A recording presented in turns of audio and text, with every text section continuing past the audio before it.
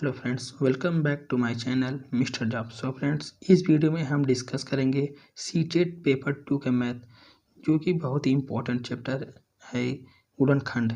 इससे हमारा एग्जाम में हर साल क्वेश्चन आते हैं जिसमें कोई समीकरण दिया रहता है और पूछता है कि इस समीकरण का कौन सा गुणनखंड है।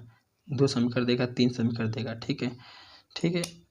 तो इस समीकरण को हल कैसे करेंगे, ठीक है, इसके बारे में डिस्कस करेंगे।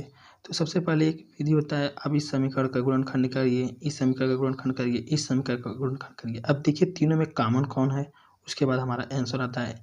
लेकिन ये क्या है, टाइम टेकिंग लगेगा। ठीक है, तो हमारा क्या है कि हम सबसे पहले ऑप्शन से ही इसको हल करने का तरीका देखेंगे।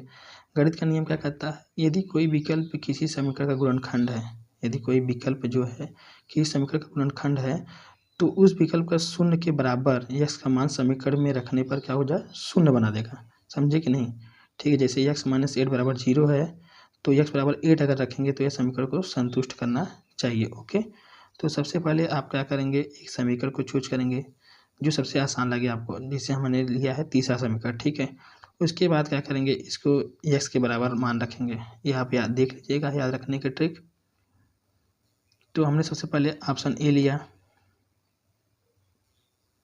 ऑप्शन ए में क्या, एक्स माइनस 8 बराबर 0 रखेंगे तो एक्स बराबर क्या आ जाएगा, 8 आएगा। तो जब एक्स बराबर 8 आएगा तो यह 8 जो है एक्स के वैल्यू में इसमें रख देंगे। तो x square minus 9x plus 20 में रखेंगे तो यह 0 नहीं देगा, मतलब ये हमारा समीकरण नहीं है। कितना आ रहा है, हमारा 12 आ रहा है। ठीक है, अगर एक्स प्लस 10 बराबर 0 ऑप्शन भी रखेंगे तो एक्स बराबर माइनस 10 आएगा। इसको भी रखेंगे तो क्या आ जाएगा, 210 आ रहा है, ये भी 0 के बराबर नहीं है। तीसरा रखेंगे एक्स प्लस 4 बराबर 0 तो एक्स बराबर माइनस 4 आएगा, और ये माइनस 4 इसमें समीकरण में रखेंगे तो 66 आ रहा है, ये भी हमारा 0 नहीं दे रहा है, ये भी गलत। ठीक है, नेक्स्ट ऑप्शन डी में एक्स माइनस 5 बराबर 0 है तो एक्स बराबर क्या हो जाएगा, 5 हो जाएगा। उसके बाद समीकरण में रखेंगे तो ये 0 के बराबर आ गया, मतलब ये तीनों समीकरण में हमारा मान देगा। ओके, ये तीनों समीकरण में एक्स माइनस 5 बराबर 0 रखने पर एक्स बराबर 5 आएगा, रखेंगे तो इसमें सबको 0 बना देगा।